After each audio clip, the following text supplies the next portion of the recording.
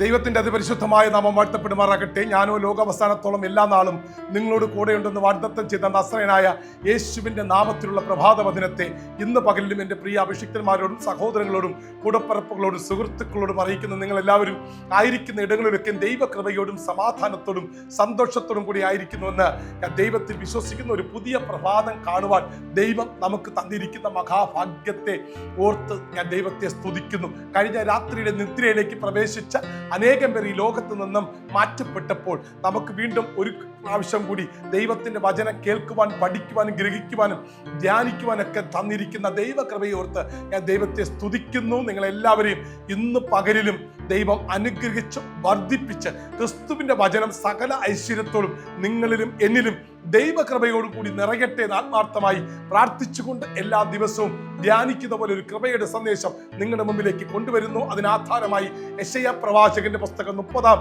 അധ്യായം അതിൻ്റെ 18-ാം വാക്യം വായിക്കുന്നത് ശ്രദ്ധയോടെ കേൾപ്പിൻ. നിങ്ങളോട് കൃപ കാണിപ്പാൻ യഹോവയായ ദൈവം താമസിക്കുന്നു, അതുകൊണ്ട് അവൻ നിങ്ങളോട് കരുണ കാണിക്കത്തക്കവണ്ണം ഉയർന്നിരിക്കുന്നു.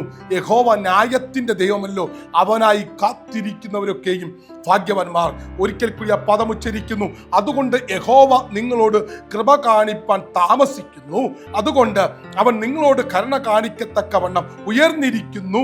യഹോവ ന്യായത്തിൻ്റെ ദൈവമല്ലോ, അവനായി കാത്തിരിക്കുന്നവരൊക്കെയും ഭാഗ്യവാന്മാർ. ടൈറ്റിൽ ഇതാണ്, കാത്തിരിക്കുന്നവരുടെ മേൽ കരുണ കാണിക്കുന്ന ദൈവത്തിന്റെ കൃപ.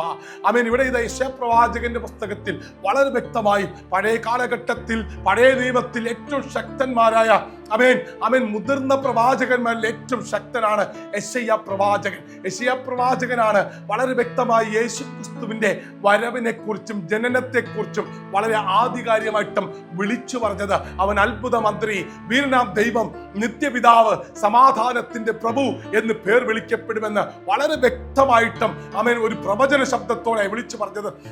ബൈബിൾ 66 പുസ്തകമാണ്. ആ 66 പുസ്തകത്തിനകത്തുള്ള 66 അധ്യായമുള്ള ഒരു പുസ്തകമാണ് യെശയ്യാവിന്റെ പുസ്തകം. അതൊരു പ്രവചന പുസ്തകമാണ്. അതിനകത്തുള്ള ഓരോ വാക്യങ്ങളും പ്രവചന ശബ്ദങ്ങളാണ്. അത് തന്നെയാണ് പുതിയ നിയമസഭ അനുവർത്തിച്ച് മുന്നോട്ട് പോകുന്നത്. ഇന്നും യെശയ്യാ പ്രവാചകന്റെ പുസ്തകം വായിക്കുമ്പോൾ കിട്ടുന്ന ഒരു ഊർജ്ജമുണ്ടല്ലോ, അത് പറഞ്ഞറിയിക്കാൻ കഴിയത്തില്ല. എന്തെന്നറിയാമോ?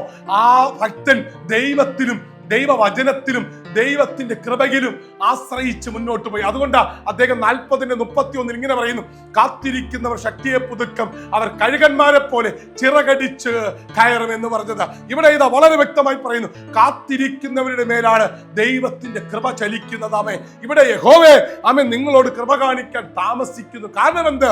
അത് താമസിക്കുന്നതിന്റെ കാരണം എൻ്റെ ഹൃദയത്തെ ദൈവത്തിന്റെ ഹൃദയമായി യോജിപ്പിക്കാൻ ഞാൻ തയ്യാറാകുന്നില്ല. എപ്പോഴാണ് ദൈവവുമായിട്ടുള്ള റിലേഷൻഷിപ്പിലേക്ക് ഞാൻ കയറി വരുന്നോ അവിടെയാണ് ദൈവ കൃപ ചലിക്കുന്നത്. ഒരു വണ്ടിയിൽ 4 ടയർ മാത്രം പോരാ, അതിനകത്തൊരു സ്റ്റിയറിംഗ് ഉണ്ട്, ഒരു ക്ലച്ച് ഉണ്ട്, ഒരു ബ്രേക്ക് ഉണ്ട്, ഒരു ആക്സിലേറ്റർ ഉണ്ട്. ഇതുപോലെ തന്നെയാണ് ദൈവസഭയ്ക്കകത്ത് ഒരു സിസ്റ്റം വെച്ചിട്ടുണ്ട്. പിതാവിന്റെയും പുത്രന്റെയും പരിശുദ്ധാത്മാവിന്റെയും ആ ഒരു കൂട്ടായ്മയ്ക്കകത്ത് ദൈവവചനത്തിന്റെ ആഴമേറിയ സത്യത്തിലേക്ക് നമ്മൾ നിലകൊള്ളുമ്പോൾ നമ്മൾ പോലും അറിയാത്ത ഒരു ദൈവകൃപ നമ്മെ മൂടുക തന്നെ ചെയ്യും. ആ ദൈവകൃപ എന്തെന്നറിയാമോ? ഇസ്രായേൽ ജനം മരുഭൂമിയിൽ കൊത്താമ്പരി പോലത്തെ ആ ദോശ അടങ്ങുന്ന മഞ്ഞ കഴിക്കുമ്പോൾ അതിൽ പൊതിഞ്ഞ ഒരു മഞ്ഞുണ്ട്, അറിയാമോ? അത് ദൈവത്തിന്റെ കൃപയാണ്. സ്തോത്രം. മഞ്ഞിൽ പൊതിഞ്ഞാണ് അവർക്ക് വേണ്ടുന്ന മന്ന ദൈവം കൊടുത്തത്. ആ മന്ന പൊതിഞ്ഞതിനെ വചനം പഠിപ്പിക്കുന്നു, അത് ദൈവകൃപയിലാണ് പൊതിഞ്ഞത്. അത് ആ അപ്പത്തെ അല്ലെങ്കിൽ ആ മന്നയെ ദൈവകൃപയിലാണ് പൊതിഞ്ഞത്. ഇതുപോലെയാണ് ദൈവം നമ്മെ പൊതിഞ്ഞ് സംരക്ഷിക്കുന്നത്, കാത്തു പരിപാലിക്കുന്നത്. അതുകൊണ്ട് ഇവിടെ വ്യക്തമായി പറയുന്നു, അതുകൊണ്ട് അവൻ നിങ്ങളോട് കരുണ കാണിപ്പാൻ തക്കവണ്ണം അവന്റെ മനസ്സ് ഉയർന്നിരിക്കുന്നു. സ്തോത്രം. എന്നിട്ട് പറയുക, യഹോവ ന്യായത്തിന്റെ ദൈവമല്ലോ. ഇന്ന് പകൽക്കാലം ദൈവം ന്യായത്തിന്റെ പക്ഷത്തെ നിൽക്കത്തുള്ളൂ. എന്നെ ഏൽപ്പിച്ച ഉത്തരവാദിത്തം ദൈവകൃപയോട് നിങ്ങളും ഞാനും എപ്പോഴാണ് ചെയ്തു തുടങ്ങുന്നത് അവിടെയാ ദൈവത്തിന്റെ കൃപ ചലിക്കപ്പെടുന്നത്. എന്നിട്ട് പറയുന്നു, അവനായി കാത്തിരിക്കുന്ന ഭക്തന്മാരൊക്കെയും ഭാഗ്യവാന്മാർ. ഇന്ന് പകൽക്കാലം അവനെ കാത്തിരുന്ന് അവനിലൂടെ പ്രാപിച്ചെടുക്കുന്ന ആ ദൈവകൃപയെ ആമേൻ ദേശത്തിനും സമൂഹത്തിനും സഭയ്ക്കും കുടുംബത്തിനും വ്യക്തി ജീവിതത്തിലും ആമേൻ അത് ശോഭിക്കുന്ന നിലവാരത്തിൽ, മറ്റുള്ളവർക്ക് പ്രകാശം പകർത്തുന്ന നിലവാരത്തിൽ ആയിത്തീരുവാൻ ഇന്ന് പകൽക്കാലം ഞാൻ നിങ്ങളെ പ്രബോധിപ്പിക്കുന്നു.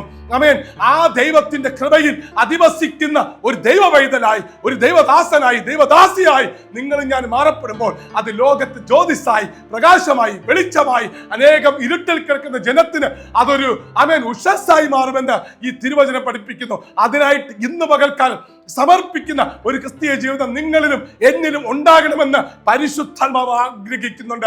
അതുകൊണ്ട് ഇന്ന് പകൽക്കാലം ആ ദൈവത്തിന്റെ കൃപയ്ക്കായിട്ട് നമ്മളെ ഒന്ന് സമർപ്പിച്ചു കൊടുക്കാം. നമ്മുടെ തലകളെ ഒന്ന് വണങ്ങാം. നമ്മുടെ തെറ്റുകുറ്റങ്ങളെ ഏറ്റുപറഞ്ഞ ആമേൻ നമ്മെ തന്നെ ഒന്ന് മാനസാന്തരപ്പെടുത്തി അവന്റെ മുമ്പിലേക്ക് ഒന്ന് തലവണങ്ങി സമർപ്പിക്കുമ്പോൾ നമ്മളെ മേൽ വ്യാപരിക്കുന്ന ദൈവകൃപ അനേകം പേർക്ക് അതൊരു അനുഗ്രഹമായി തീരുക തന്നെ ചെയ്യും. അതിനായിട്ട് ഇന്ന് പകൽക്കാലം ദൈവം നിങ്ങളെയും എന്നെയും ഒരുക്കട്ടെ ആത്മാർത്ഥമായി പ്രാർത്ഥിച്ചുകൊണ്ട് നിർത്തുന്നു.